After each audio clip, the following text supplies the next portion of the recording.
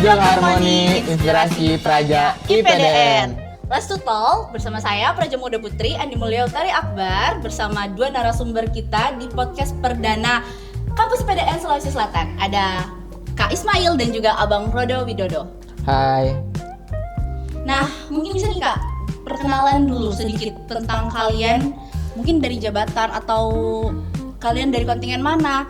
Mulai dari Kak Ismail mungkin? Baik, sebelumnya perkenalkan Praja Muda Muhammad Ismail. Saya berasal dari Sulawesi Tenggara, tepatnya di Kabupaten Muna. Sebelumnya saya di kampus Sulawesi Selatan dipercayai diberikan amanah untuk mengemban jabatan sebagai Senapati IPDN Kampus Sulawesi Selatan Angkatan 34. Nah, kalau Kak Rodo gimana? Perkenalkan, Praja Muda Rodo Widodo Nenggolan, asal pendaftaran Kota Jambi, Provinsi Jambi, jabatan Wirapati Praja Muda Putra. Oke, jadi sekarang ini kita bakal ada di dalam sesi bincang-bincang seputar gimana sih proses kalian untuk masuk di kampus IPDN Sulawesi Selatan ini sebelum kalian ada di titik ini sampai bisa jadi seorang praja. Santai aja kita bahasnya. Mungkin pertanyaan pertama ini, kalian tuh daftarnya ini karena keinginan sendiri atau karena keinginan orang tua? Dari siapa dulu ini? Dari Kak Ismail dulu boleh? Oke, baik. Untuk saya sendiri itu ketika saya tes itu adalah dorongan dari orang tua. Awalnya keinginan saya masuk IPDN itu adalah bukan di IPDN itu sendiri, namun karena dorongan orang tua dan juga keluarga yang mendukung untuk saya lanjut ke IPDN, sehingga pada pilihan saya setelah lulus SMA, saya melanjutkan untuk seleksi sebagai calon praja IPDN tepatnya di tahun 2023. Kalau Abang Rodo gimana? Kalau saya, emang impian saya menjadi seorang praja IPDN, namun di tahun yang pertama saya tidak berhasil dan lulus di tahun yang kedua dengan bantuan orang tua dan dengan keinginan pribadi saya hingga akhirnya saya lulus menjadi praja IPDN. Oh, jadi Abang Rodo ini pendaftaran kedua ya baru lulus? Ya, kalau benar. sedangkan Kak Ismail itu satu kali tembak langsung masuk ya? Alhamdulillah. Langsung jadi praja, keren nih. Kalau misalkan struggle, pasti setiap orang jadi seorang praja sebelum di titik ini pasti ada struggle-nya nggak sih pas mendaftar? Kalau Kak Rodo ini gimana struggle-nya pas mulai daftar? Jadi sebelum saya menjadi praja IPDN ini, saya telah gagal di tahun pertama saya setelah lulus dari SMA, di mana kegagalan saya yang pertama itu jatuh di seleksi kompetensi dasar atau SKD, di mana SKD yang saya dapatkan yaitu 362 dengan tidak memenuhi syarat pada bagian tes wawasan kebangsaan. Nah, kalau Kak Ismail gimana? Saya sendiri itu sedikit cerita ya. Sebelumnya saya saat SMA itu menghabiskan waktu, jika bisa dibilang saya itu bukan orang yang akademik, yang suka belajar, namun saya itu lebih banyak menghabiskan waktu kepada kegiatan-kegiatan ekstrakurikuler kayak olahraga, kayak organisasi, sehingga sampai di kelas 3 SMA di situ saya merasa bimbang. Gimana ya saya selanjutnya untuk melanjut ke perguruan tinggi. Nah, di situ orang tua memberikan jalan kepada saya untuk mencoba tes di IPDN itu sendiri. Nah, setelah saya lihat kuotanya kan, di angkatan 34 itu sendiri itu berbeda dari angkatan-angkatan sebelumnya. Misalnya angkatan 33 di Sulawesi Tenggara itu ada 30-an. Nah, di angkatan saya itu ada 17.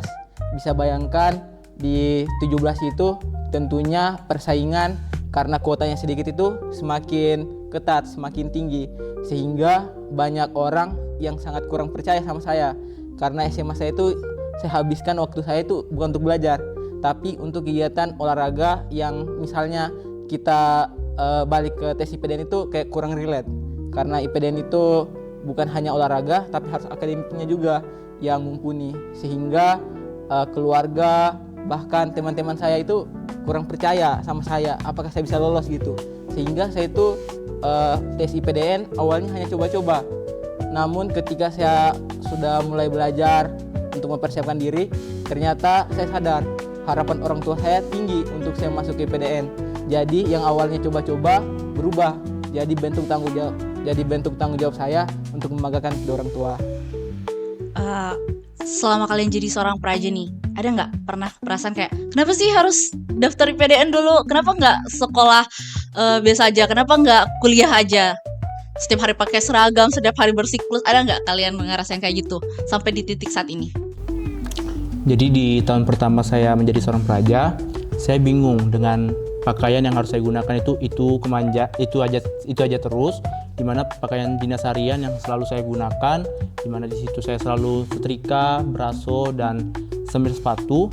Namun saya selalu mengingat bahwa ini adalah doa-doa orang tua saya, usaha-usaha saya yang telah saya lakukan 1 tahun terakhir. Masya Allah.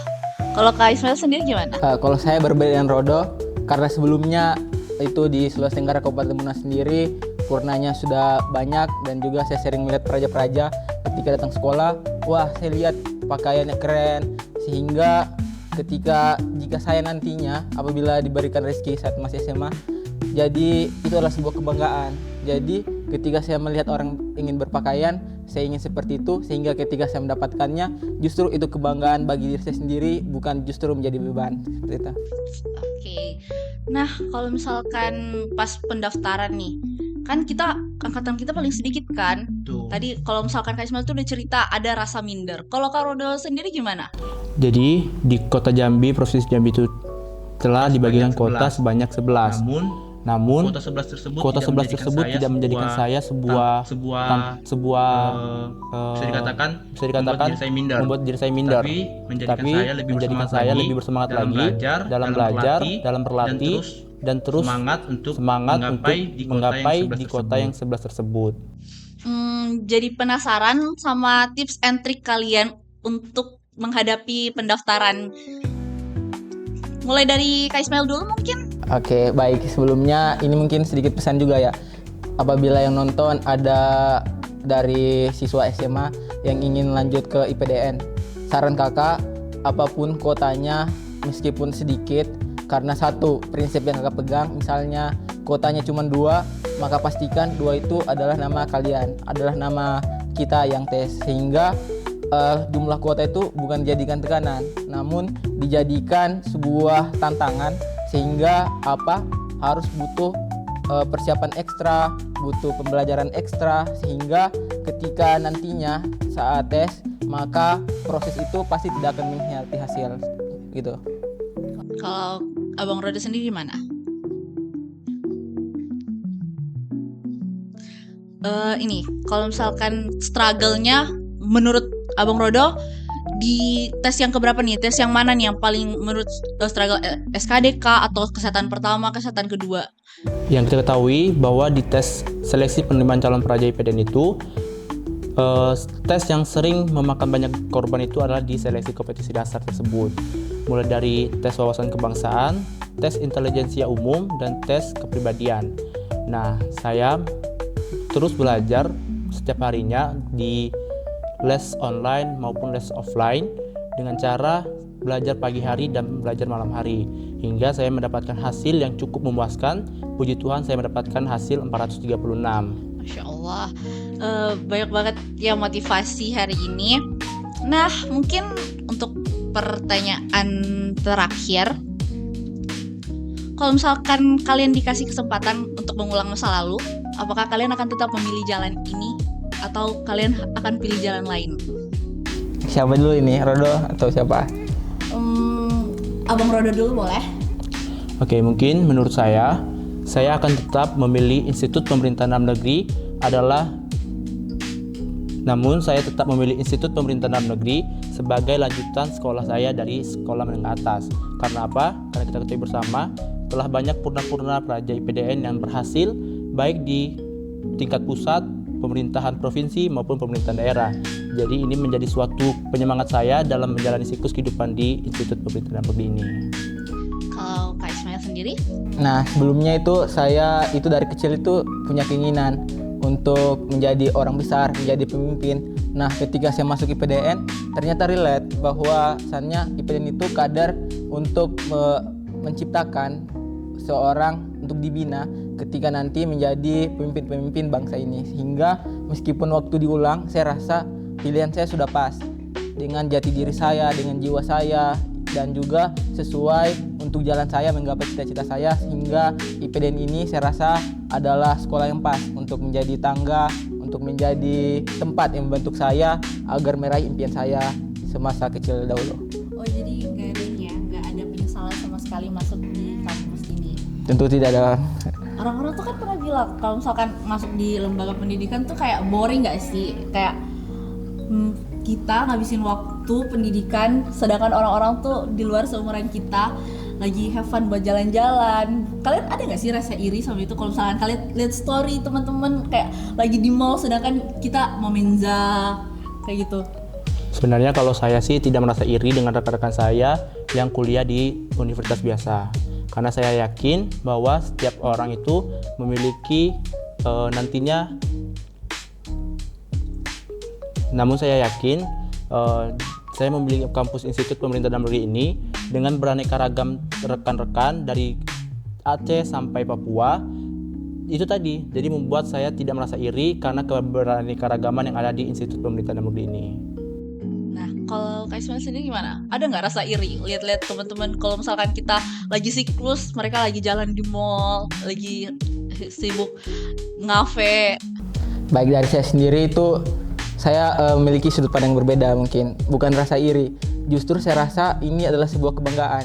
Bayangkan dari pendaftar hampir 40.000, berarti ada banyak orang yang ingin masuk di PDN. Nah, kita sebagai orang-orang terpilih yang mana sebagai orang-orang yang lulus, yang menjadi bagian dari Praja PDN, bagaimana kita mensyukuri bahwa kita menjadi Praja PDN, sedangkan orang-orang di luar sana ingin masuk sebagai Praja PDN itu sendiri.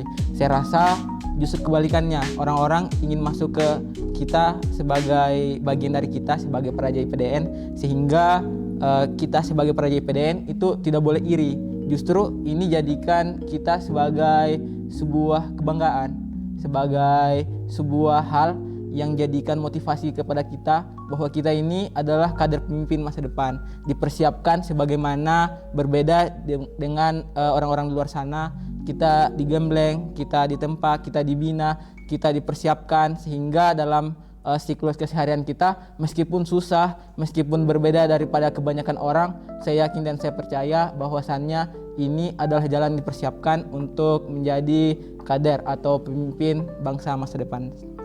Nah, sobat Pinisi, kita dengarkan tadi, kalau misalkan kalian tuh jangan sampai pantang menyerah cuma karena kuotanya sedikit atau karena banyak saingan di luar sana. Buktinya kakak-kakak ini tetap semangat walaupun tahu kalau misalkan kuota yang ada tuh berkurang di angkatan 34. Tapi itu tergantung lagi ya dari kebijakan pimpinan.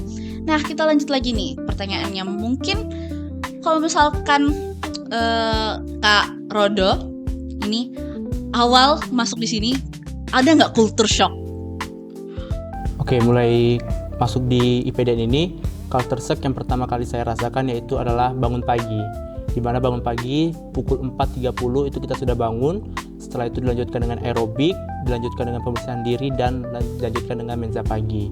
Di sini biasanya saya di daerah itu bangun jam 7, tetapi masuk IPDN saya bangun jam 4.30.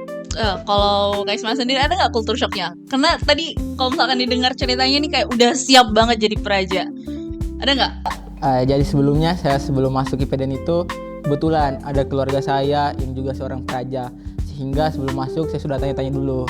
Jadi satu langkah lebih tahu lah bahwa nanti kulturnya kayak begini di sini di IPDN, nanti bangunnya mulai jam 4, nah siklusnya kayak begini, apa-apa yang dilarang, sehingga ketika saya masuk mungkin sudah ada bayangan.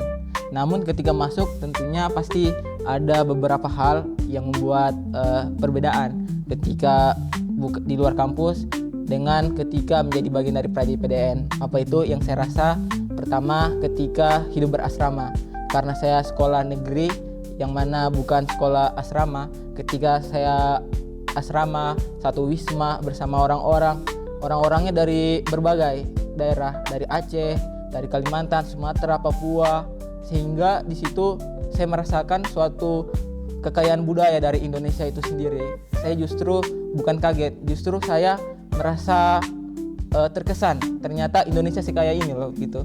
Karena ada Aceh satu bara kan, ada orang Papua, orang Kalimantan, kulturnya berbeda, kulitnya berbeda, bahasanya berbeda juga, sehingga saya kagetnya itu ternyata Indonesia sekaya ini gitu. Oh, jadi ternyata itu bukan culture shock tapi lebih ke bahagia ya, kayak lebih seneng kayak oh ternyata Indonesia sekaya ini jadi punya banyak temen. Nah, mungkin Kak Ismail sama Abang Rodo ini bisa kasih kata-kata yang sesuai dengan relate dengan kehidupan kalian pas kalian daftar. Mungkin mulai dari Kak Ismail dulu.